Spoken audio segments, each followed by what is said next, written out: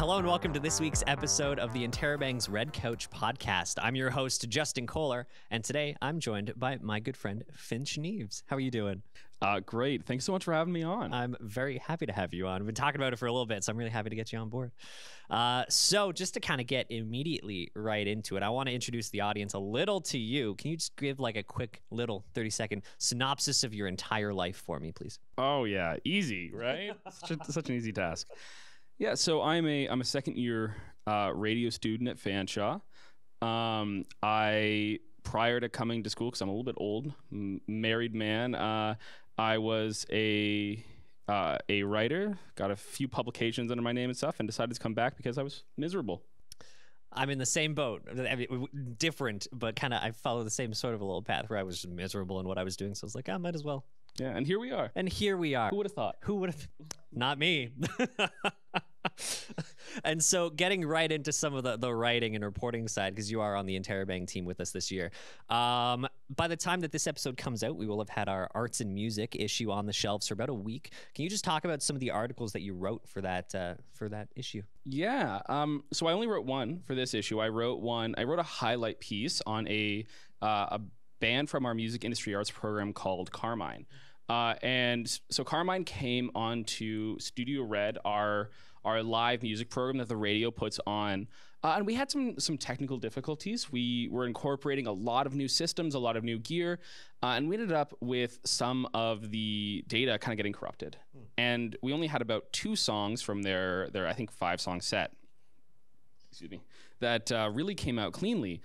And I hated the idea of them not getting radio play because they couldn't fill the time. So I pulled them back into a studio, and we did like a good 20-minute interview. The guys were great. We were laughing, having a great time. They have a real like strong bond that really shone through. That relationship was really clear. And so we've kind of gotten along since. And then when I got the opportunity to write about up-and-coming bands from Fanshawe, I was like, oh, why would I not highlight my boys? You know, why would I not shout them out to the world? Yeah, 100%. Well, and it's nice just developing those kind of relationships with teams and groups like that just down the line, because oftentimes a lot of people just see it at kind of face value of like, oh, this is the band, this is the group. But then, yeah, there's like personalities and everything going on inside of it. So it's nice to just get to know them a little bit more. And I tried to highlight that too in the article. I talk about these moments where one of them kills a guitar solo and you see all of them make eye contact and just smile. Like there's just this joy that just rides through their whole performance. They just love playing together. Oh, well, and that's also just great to see, because there are some instances, Studio Red Live and not Studio Red Live across the board, just in the arts industry, where it just does not look like they're having fun sometimes. And that's such an important part of building that relationship, not just with the bandmates, but then also with an audience as well, just seeing that they're having a great time doing it. So, yeah. And they're also, they're a very kind of niche genre, but each of them is a very skilled musician. And it's not a lot of bands that I think can make a 3-guitar sound work, like with a bass as an extra. Cool. Right? That's a lot of kind of a shared responsibility, and they've broken it up in this really interesting way, in that they have the one guy only does what he calls like kind of dark ambient bassy melodies. Okay. That kind of make up the backbone along with the bass. The bass almost takes a more like percussive, rhythmic job, and he takes a lot of the kind of like filling, dark, rich sound of the back end of their music. And then the other 2 guitars kind of split up like lead and main melody. Ooh, and it adds a really great depth. Oh. Well, I like it because it also gives the sounds their own little bit of a personality as well, which is really cool. And so for those who don't know, we mentioned Studio Red Live. Can you just kind of explain what that is for some people who maybe don't know what that actually is with Fanshawe? Yeah, so the radio program puts on a kind of a weekly show, we'll call it, called Studio Red Live.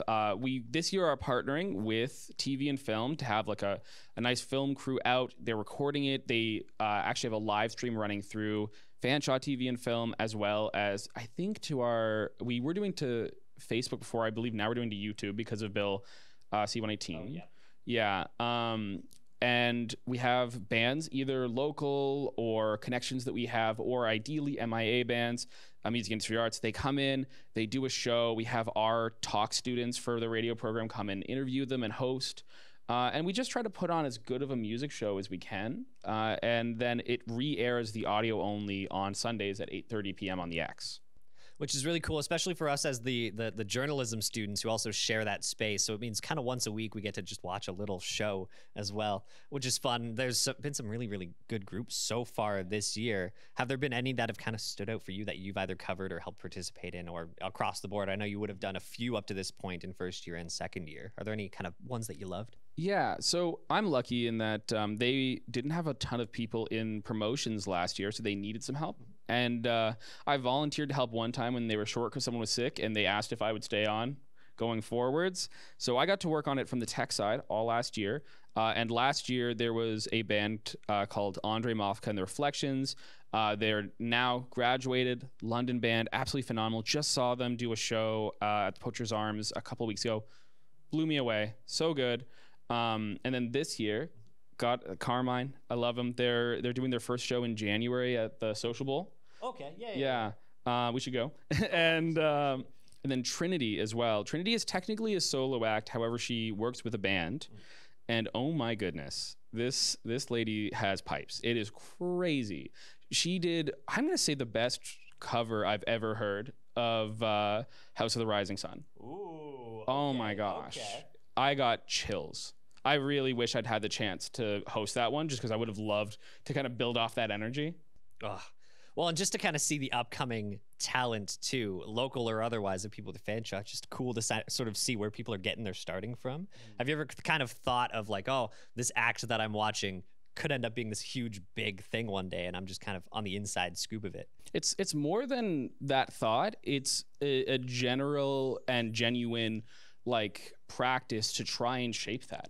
We want to give them radio play. We want them to be a part, not just of our brand, but of our community. And we want to see our community support them too. So we don't just shoot it and leave it. We check in with them. You know, we'd love to see if we can help them out. If they are releasing an EP, sometimes we see if we can have them come back in. Maybe we have them on Studio Red and we play their stuff for a week in advance, even if it doesn't really fit our sound. Just want to support them. We did that with Lost in Japan. Okay, yep. A band on tour across Canada and the States right now. But originally from Fanshawe, we had them back on as graduates, just as our first show this year. They were stellar, so much fun to work with, just absolutely down-to-earth guys. And we got to play a little bit more of them on the station, you know? We wanted our viewers to care about why they were playing for us. And also we wanted to reintroduce more of London to their sound. It's spectacular. And for some of these shows, you kind of mentioned that there's a lot of different angles that go into it, not just the band, but then hosting and audio and video work. Is there a specific portion of that whole mix that you love and kind of prefer doing? It's not a formal job as much as it's a part of one. My favorite is just getting to work with the bands like pre and post. I like to talk to them about like what their ambitions are, what we can highlight, what we can do to really make them shine. I like to sit down with them in a pre-interview when I'm hosting and hear about, you know, what led to you writing this song? What was impactful to you? Are you comfortable like sharing this information with this audience? And can we try to really build a connection?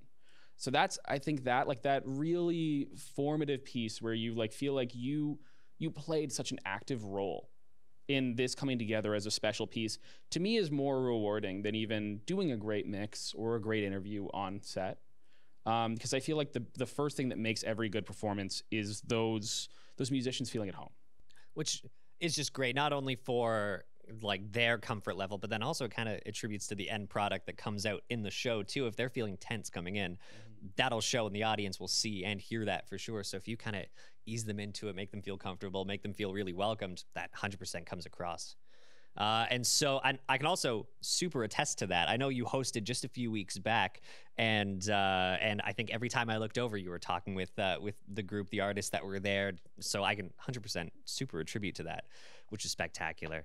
And so we've talked a little bit about Studio Red, with this being the arts and music issue that's been out. I want to talk to you a little bit about your personal music tastes as well and things on that front, which I know can sometimes be a difficult question, talking about people's favorite music, what they're listening to, but thought I'd give it a shot anyway. Oh, I'm happy. Is there a kind of genre that you find yourself defaulting to a lot of times when it comes to the music you listen to? Yeah, I grew up really loving rock and old rock especially. The first like piece of music I ever bought was the MTV Unplugged version of the Nirvana album. Nice. That was spectacular. But as I've gotten older, I kind of shed some of my elitism, realized how absurd the idea of me thinking that I could only like one thing was, and really experimented and started to grow. I think it started with loving the bass in Tool songs, actually, to realizing that there were elements of that, like that bass and that rhythm that came through in like some lo-fi and some EDM, which slowly led into rap. And Nice. I would say that I happily listen to any genre so long as it like fits my tastes. I struggle with really heavy like screamo, and I struggle with country, especially modern country. Country especially more so because of the subject matter. No, that's fair. And that makes sense. Some people need to kind of relate more to the beat and sort of kind of more emotionally relate to that. Some people need to go more for the lyrics and the actual what the song is trying to convey on that front. So I 100% understand that. And so this one might be a difficult question because I know it is for me. If you had to listen to only one specific era of music, whether that be like 60s, 70s pop, 60s, anything like that, what's one niche timeline that you would kind of stick to? Got a weird one for you. Oh, yeah? If it wasn't like 80s or 90s rock, which I do really love, as well as like 60s rock is great, I think I would go specifically like 80s, 90s Japanese city pop. That's such a good... Yeah, there's so much variety. There's so many different great voices. You've got some people that really implement some like jazz in there, and some people that very much go for a little bit of funk, you know? Yep. And you can't go wrong with Plastic Love. Plastic Love is so good. Oh man, such a or like Fly Day Chinatown, I think is also in that kind of general. There's so many good ones. That's a great pick. It's fun, you know? And I think it matches to whatever mood you have. There are sad ones, there are happy ones, there are energetic ones, there are slow ones. It's a genre that encompasses a lot more broad sounds and feels and inspirations of music, I feel like, than some others may. I love that. Yeah, usually I think anyone who I usually talk to will know that I super sit with ABBA. And so my usual default is like 70s disco if I had to pick one niche to only listen to, or kind of like a late 80s synth, kind of like dreamwave sort of a vibe kind of a thing. But yeah, I get only secretly judged for my innate love of ABBA. ABBA's fun. I love ABBA. Well, we've had debates. I think it was during the summer because you were on the summer radio team. I was on the summer journalism team. And I think we've had talks and debates. Who was it who was super against ABBA? I know there was one person. I don't know. I don't think it was you. Eli. I think you're right. I think you're right. I will start fights with people who say they don't like ABBA. I am ready to tear some heads off. So anyways, you kind of lightly covered my next question, which was about genres you don't like, which was country and like kind of heavy screamo, which I, again, super understand. I like being able to, in those two comparisons of like relating more to the music or relating more to the lyrics, I'm more on the lyric side as well. So screamo, it's sometimes tougher to really interpret what they're saying. In some instances, it can be a little more aggressive than, you know, my 70s disco kind of taste. And then same with country. Have never been able to really get into it. There's some early, maybe like 80s, 90s country that I would remember listening to with my family that is one thing. But like you said, modern country is not my perfect cup of tea, which might get some flack for some of the people who are watching and listening. Yeah, I mean, at the end of the day, Johnny Cash is considered country, right? And I don't think anyone's denying the Man in Black his titles, his accolades. I'm more modern country I struggle with. And again, it's the subject matter. It's not even just that I don't relate to the lyrics. I find a lot of them really like degrading and demeaning towards women. No, that's fair. That's fair. And I just, you know, I struggle when I hear these songs that speak. First off, they tie people into these tiny little corners, and then second off, I feel like they rob them of so much of their freedom and their expression. And sometimes they'll talk about freedom and expression in ways that paint them as if they're like whining or illogical. And I just feel like that's so contrary to what so much of music is about. And before we go too far down this line, of course, there are some country artists who are complete opposite. Don't super follow that. But I definitely kind of, when you think of your default stereotypical kind of country song in your head, most people will kind of think along that same sort of a vein. So yeah, I don't even want to call it the general. I think I want to say that there's just unfortunately a patternistic situation within the modern mainstream. But I don't want to call it general because I don't want to write off that large of a genre. And I'm sure there's a lot of people in there that put a lot of work into having the opposite effect. Yeah. Oh, 100%. Just a few too many bad eggs. And so in terms of music, what are you listening to right now? What was the last kind of thing you added to the playlist that you listen to on a regular basis? Yeah, I've really, really been into some like fun guitar licks with some kind of old R&B style vocals. There's one song, I can't remember the artist, but it's called Must Have Been a Ghost. Okay. And it is killer. I'll show it to you later. But then like Broke and Take Yourself to Church. Who's Hosier? Take Me to Church? not Hosier? I do love Hosier. Yeah, great. But no, he's oh goodness, I'm trying to remember the name. But I can speak more to some other people that do it. Old Steve Lacy does it a lot. Some Frank Ocean does it. I love Steve Lacy's Dark Red. It's the first song I learned how to play on bass. Absolutely love that little bass lick. So yeah, right now I'm really into this. Almost, I would say they're so R&B inspired that you could almost just call them R&B instead of hip hop. But they've got these really groovy, interesting, fun, almost like sometimes some Jimi Hendrix-esque guitar licks in there. Yeah. And then these really just smooth, beautiful, almost gospel-esque vocals. They're great. Ugh. I think the last things I added were I listened to a lot of Half Moon Run, so kind of indie rock, and especially since I believe they're in town as of recording today, putting on a concert, or going back and listening to some Aha, which is a Swedish group who was really big in the 80s, 90s, that my mom in particular was obsessed with. I think we have every single CD of theirs. Really? Yeah. Yep, and she still asks for like different vinyls and different like concert recordings every year during the holidays. And so I kind of went back on a little bit of a binge of those, and I'm doing one better. I'm just finding it. Oh, you actually go ahead. Yeah. Although I'm realizing, so here you go. It's from the Must Have Been a Ghost is from Proxima Parada. Okay. It is truly phenomenal. And I also am noticing on here that I feel like it's worth mentioning. People can make fun of me for this as much as they want, but some anime soundtracks slap, man. Kickback was apparently my most recently added, the theme song for Chainsaw Man. Oh, I went on a huge binge when I was younger of all the different Gundam Seed intros and songs that were on there, because some of them are just really good in anime. Just not even openings, but yeah, just soundtracks in general are so good. I'll listen to OSTs from like anime that I don't watch. Yep. Like Gintama's whole soundtrack is killer, and I don't really like the comedy in it that much. Oh yeah.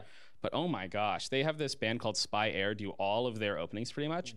And these guys just absolutely kill it. It's just absolutely unbelievable guitar riffs and really impressive vocals. Oh, it's like, have you seen? I think it's called Kakegurui, which is it's like a school gambling anime. Oh yeah. And the start of it, the intro is this spectacular kind of jazz number that they do, and it's so good. I mean, even like Tank from Cowboy Bebop. Oh yeah. Oh yeah. Classic. Great one. Anime really.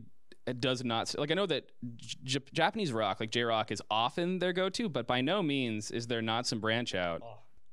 Which you love to see. Keeps it all interesting. And so going back into journalism a little bit, into what we're doing, into the paper, our next issue coming up is going to be our holiday issue. What stories do you plan on covering for that one that's coming up? Yeah, so the first one that I wanted to cover was, like, students are, especially right now, I think probably more than ever, struggling financially.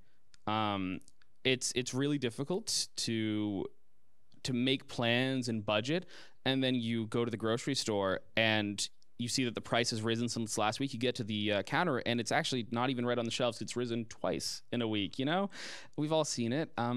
But for a lot of people, the holidays, regardless of if you celebrate or not, people love to give gifts to their loved ones. It's this kind of warm time, and you'd like it to be separate from those financial needs, but it never can be, especially in today's economy.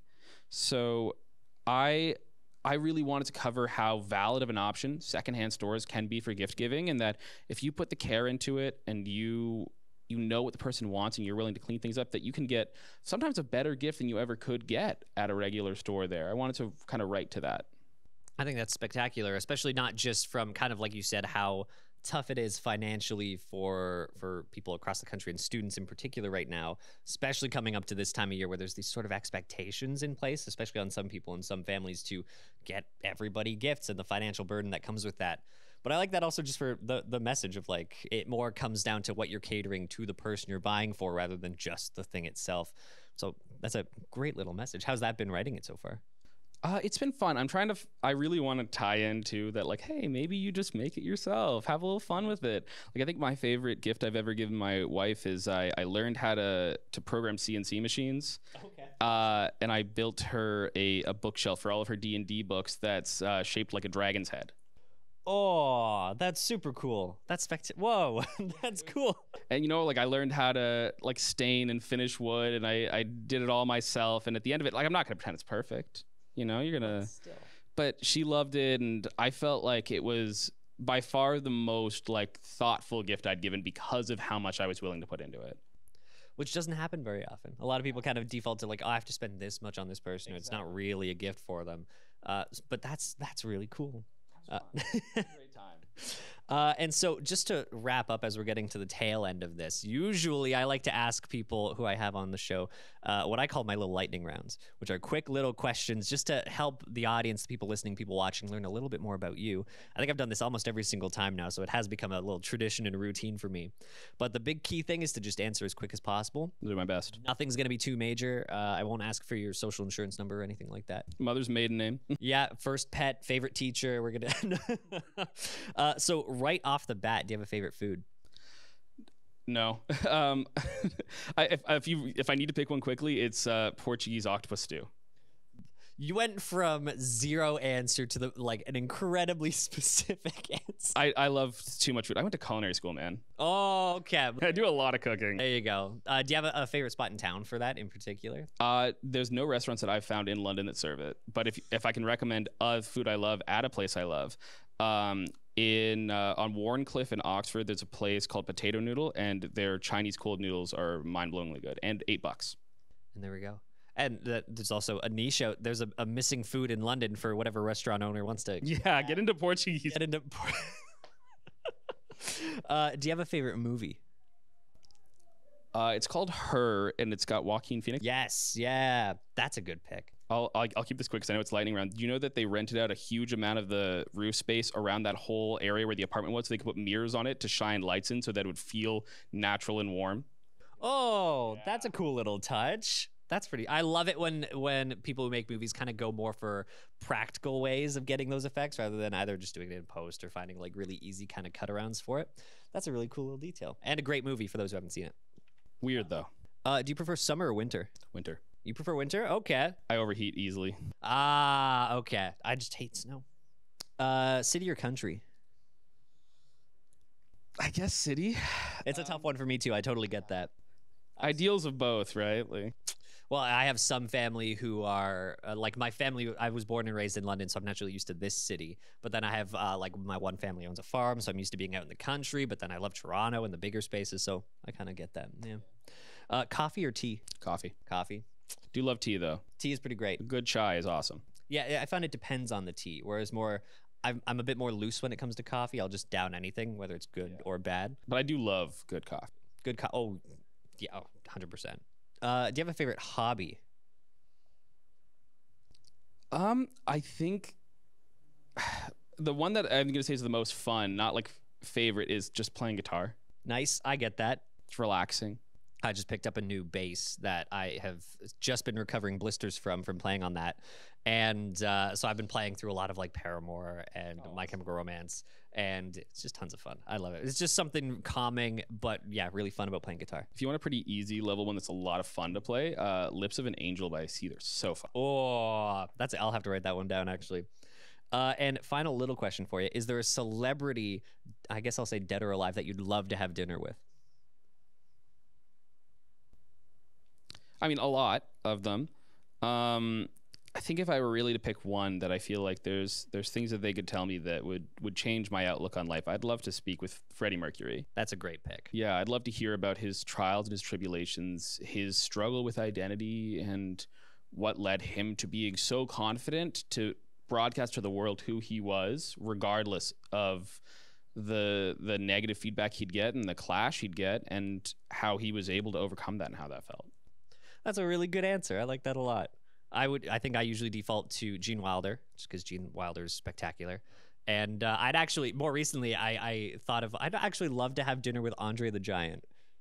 That'd be spectacular. Also, just because Princess Bride is one of my favorite movies of all time, and then just talking about his career, differences integrating onto the sets, and just kind of the pros and cons of his size and just living life and going about on a regular basis. So, Can I offer a quick second one too? go for it. There's a writer who I'm going to say is my favorite author of all time, named David Eddings. Very, very big in the fantasy scene. A lot of what we consider as natural fantasy tropes were invented by him. The idea of the like charismatic pickpocket rogue acrobat is his character Silk. He invented that, you know, this big lumbering behemoth of a warrior that's got the heart of like a lion, but it's just so kind. That's Barack. Or Barrack, depending on the narrator. And, you know, like there's all these things that have become archetypes that everyone in the writing sphere of fantasy base things off of. D&D bases stuff off of. David Eddings, baby. I think people have been trying, especially movie and television studios, have been trying to get some David Eddings work off the ground, but they've had I've never been able to see any actually get traction. I've seen rumors and rumors for years and years and years, and never seen anything actually get off the ground for it. I would adore watching a Netflix version of the Belgariad. Oh, well, and there's so much content to pull from. Like, I feel like it's just easy money at that point. And yeah, so that pretty much wraps it up for this episode. Thank you so much for coming on. I really appreciate having you. Thanks for having me, and thanks for watching. You should check out our live Studio Red that's playing December 24th at 8:30 p.m. It'll be an hour of holiday special. And then it'll be airing on 2 separate instances, kind of split down the middle in through December, I believe. And there we go. And then thank you for watching and for listening this episode of the Interrobang's Red Couch podcast. You can find all the stuff that we talked about, as well as some of our articles on our website at theinterrobang.ca, or you can check out our social media pages at interrobang_FSU, and you can listen to this episode on YouTube if you're watching, or anywhere you get your podcasts, Apple, Spotify, Google, all the works. And so thank you so much for listening or watching. Take care.